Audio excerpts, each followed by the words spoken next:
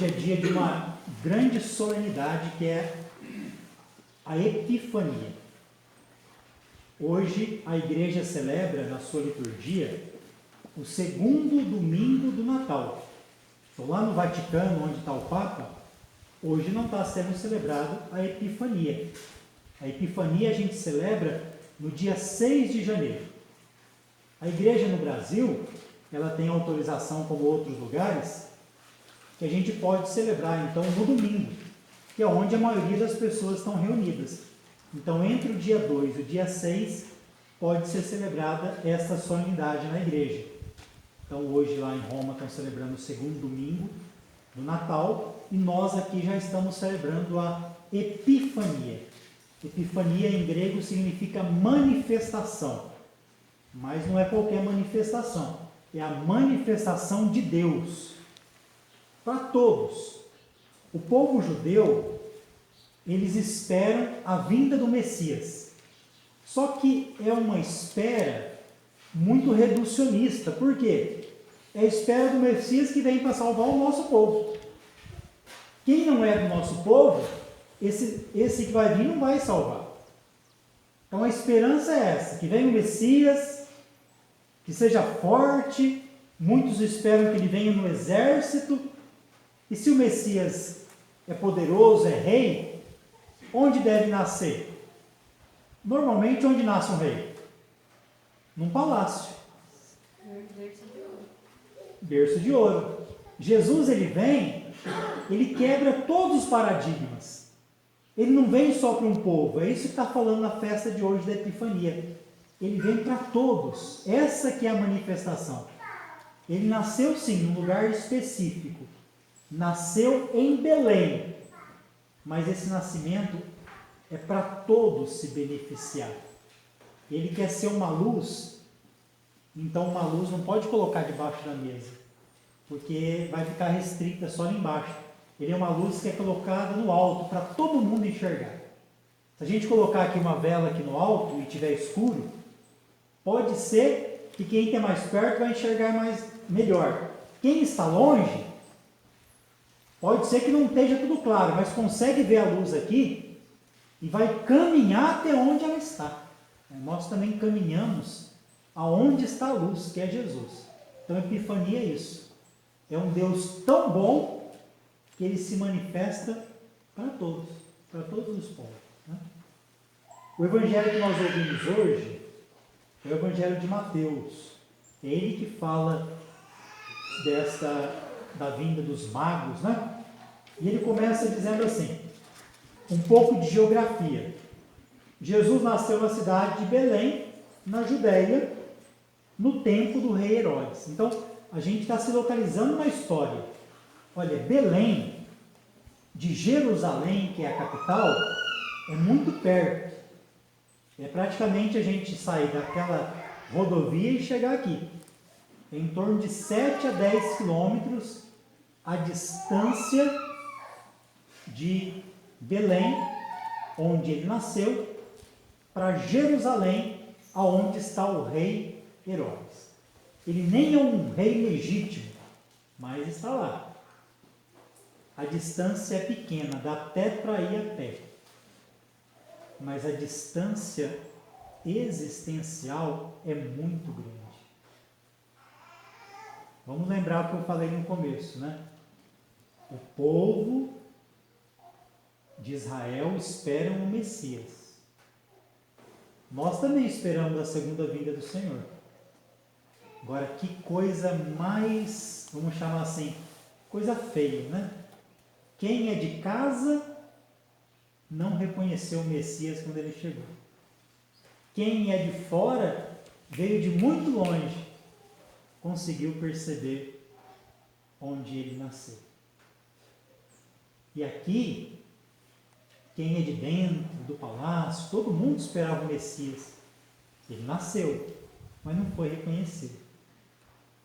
Para reconhecer Jesus, tem que ter um coração também como o dele. Simples, pobre, humilde, mas aberto. Quem não é aberto à novidade, Jesus pode chegar, passar e a gente não vê. Né? E aí, os magos chegaram em Jerusalém. Olha que interessante. Vamos pensar um pouquinho. Eles estão sendo guiados por uma Estrela. Por que a estrela não levou eles lá, onde Jesus nasceu, né? Porque a estrela, ela é apenas um sinal. O resto é a gente que tem que fazer. Eles estão seguindo a estrela, ela está sendo um norte. Mas tem coisas que aparecem na nossa vida que é a nossa fé que vai nos levar. Jesus não guia a gente igual um robozinho, senão seria muito fácil. Tem coisas que a gente mesmo que tem que fazer, que tem que reagir. E a estrela está guiando eles. Pô, os magos do Oriente chegaram em Jerusalém, o que é o óbvio para eles? Se o rei nasceu, está aqui, porque é aqui que tem um palácio. Então eles foram para encontrar o rei. Tanto é que eles chegaram no palácio do Herodes e perguntaram: nós viemos aqui para adorá-lo. Deve ter sido uma frustração, porque ele não estava lá. Tem muitos ainda da nossa igreja que procura Jesus no lugar errado, por isso não encontra. Os magos estavam guiando a estrela, mas o resto, e eles foram procurar no palácio, e ele não estava. O que o Herodes faz? Pede para aqueles que entendem das escrituras procurar onde ele está. Ele nem chamou o sacerdote, chamou o sumo sacerdote. E os mestres da lei, ou seja, os escribas, aqueles que conhecem as escrituras. E aí eles foram ver na escritura e achou lá. Em Miqueias, capítulo 5, estava escrito: em Belém de Judá que vai vir o Salvador. Olha que interessante. Os magos, eles são considerados pessoas que conseguem fazer a leitura dos fenômenos que acontecem na natureza, nos astros. Isso que são os magos. Mas para o povo greco-romano, esse povo que lê a natureza, que lê os astros, para eles, esses magos são como se fossem feiticeiros, charlatões. Mas eles são assim, eles interpretam os fenômenos naturais, dos astros, né? Dos sonhos. Mas nem isso foi suficiente para achar Jesus. Precisou do quê? Das Escrituras.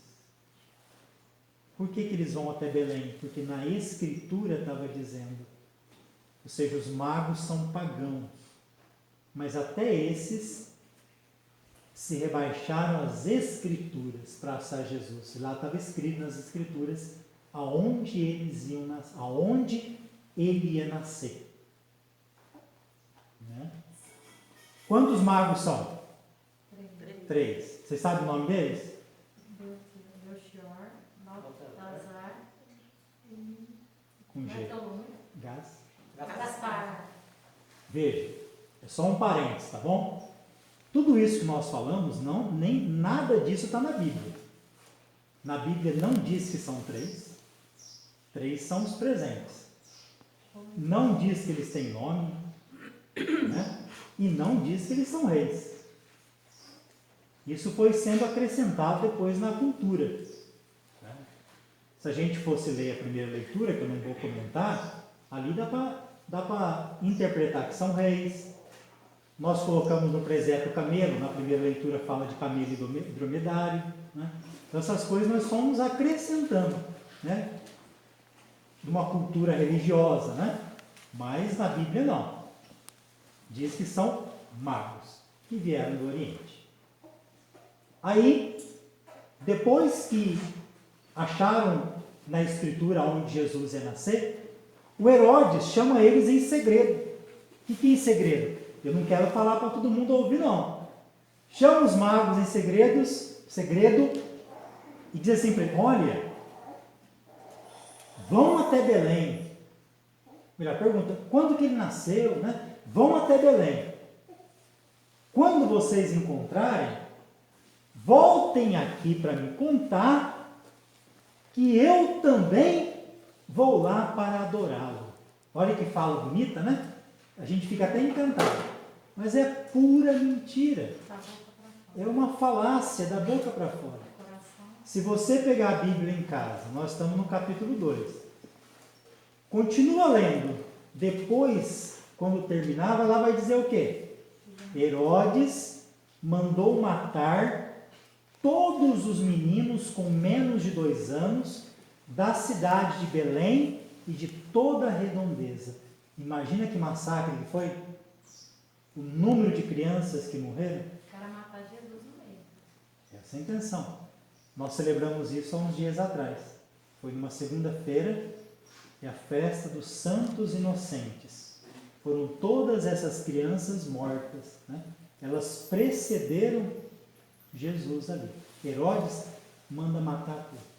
Quando os magos chegaram lá procurando o rei, o que a Bíblia diz que Herodes ficou? Perturbado. Né? Hoje na missa de manhã, eu dizia assim, a gente tem que ter muito cuidado quando a gente dá poder para alguém. Porque poder é uma coisa que revela a gente. Quando a gente tem poder, a gente se revela muito. A gente conhece muito uma pessoa quando ela tem poder e quando ela não tem. Mas o poder devia ser entregue sempre para pessoas, no mínimo, um pouco equilibradas. Pessoas melhor resolvidas, menos carentes. Herodes tem poder e ele é tudo isso. Ele é mal resolvido, é carente, é prepotente. Então, o poder na mão dessa pessoa, o que ele fez? Mandou matar as crianças com medo de perder poder. Isso a gente encontra pessoas no nosso meio também. Pode chegar a não matar fisicamente, mas pessoas que se sentem ameaçadas de perder algum tipo de poder, de privilégio, de cargo, se sente ameaçada. Imagina uma pessoa que é dependente, tem pessoas que ficam dependentes de uma pessoa. Aí esse amigo é meu, ninguém mais pode ser. Se vier uma outra pessoa ser amigo, ela começa a manipular. Tem pessoas que são vingativas, né? E algumas chegam até a matar. Então são pessoas que não têm controle de si. O Herodes é um perigo. Então evitemos dar poder para quem não é bem resolvido, né? Então por isso que é importante a gente se conhecer, trabalhar os limites, porque Herodes é muito perigoso. Ameaçou, o que seria o normal? Dialogar. Alguém está me incomodando? Vou conversar. Às vezes nós sentimos raiva das pessoas e nós nem sabemos o porquê. Porque tem coisas que são lá da nossa infância e estão no inconsciente. No inconsciente eu não tenho acesso direto. Mas às vezes esse repúdio que eu tenho de uma coisa, de uma pessoa, às vezes está lá em algo que eu vivi na infância e eu hoje manifesto. Né? O Herodes é totalmente assim, totalmente desequilibrado. Né? Os magos, então, eles saem do palácio e vão para Belém. Olha que bonito que fala o Evangelho. Quando eles saíram, eles avistaram de novo a estrela e sentiram uma grande alegria. Por quê? Saíram do Oriente, seguindo a estrela. Quando eles entraram no palácio em Jerusalém, a estrela não ficou visível, porque ali é o lugar de morte, é o lugar do Herodes. Aonde é o lugar de morte, a estrela não guia. Eles só foram guiados de novo pela estrela quando eles saíram do lugar de morte, quando eles saíram do palácio, quando eles saíram do Herodes. Aí a estrela voltou a guiá-los e eles chegaram em Belém. Lá eles encontraram na manjedoura Maria com o menino. É interessante, o Evangelho de Mateus é o único ou que mais fala de São José. O anjo apareceu a José em sonho, disse para ele acolher Maria, mas nesse texto de hoje, ele não fala de José. Os magos chegaram e encontraram o menino na manjedoura com Maria, sua mãe. É para dizer que Maria aqui, ela é símbolo, a imagem da discípula de todos os discípulos, de todos os povos que encontraram o menino, que estão esperando o menino. O que os magos fizeram? Ao ver o menino, se prostraram e adoraram. Não foi isso que eles foram fazer no palácio de Herodes? Herodes, eles chegaram lá e falaram assim: nós viemos aqui porque vimos e viemos adorar. Não teve adoração nenhuma, porque ele não estava lá. Quando encontraram, eles se ajoelharam e adoraram o menino. Porque diante de Deus, ele deve ser adorado. Eles então ofereceram os seus presentes: ouro, incenso e mirra. Ouro aqui significa muitas coisas. Ouro se oferece para o rei. Quando eles oferecem ouro, eles estão dizendo assim: esse menino é rei. Se fosse para a gente oferecer alguma coisa, que está dizendo assim, o ouro significa assim: para Jesus, eu ofereço o meu melhor. O outro ofereceu incenso. Incenso se oferece para Deus. Em várias religiões, eles incensam a sua divindade. Então, incenso é para a divindade. Ao oferecer incenso, eles estão dizendo assim: esse rei é divino. E por último, na primeira leitura diz que oferece somente ouro e incenso. A mirra é algo novo aqui. E oferecem mirra. Mirra é como se fosse uma erva que coloca para embalsamar, mas vai colocar também no caixão dos mortos. É muito provável quando Jesus morre, lá é colocado mirra. É cheirosa e amarga, não é? Acho que sim. É. A mirra aqui quer simbolizar a humanidade de Jesus. Mas também aqui está levando a gente lá no final da vida de Jesus. Que ele vai sofrer a paixão e a sua morte. Então é um rei que vai dar a vida por nós. E o Evangelho termina dizendo assim: os magos foram avisados em sonho, para seguir um outro caminho. Não voltar para Herodes, que Herodes tinha falado: volta aqui para me dizer onde ele está. Eles foram avisados em sonho para não ir para Herodes, mas para seguir um outro caminho. Quem se encontra com Jesus não pode ficar mais no caminho de morte de Herodes. Quem se encontra com Jesus é convidado a seguir um outro caminho. Louvado seja nosso Senhor Jesus Cristo.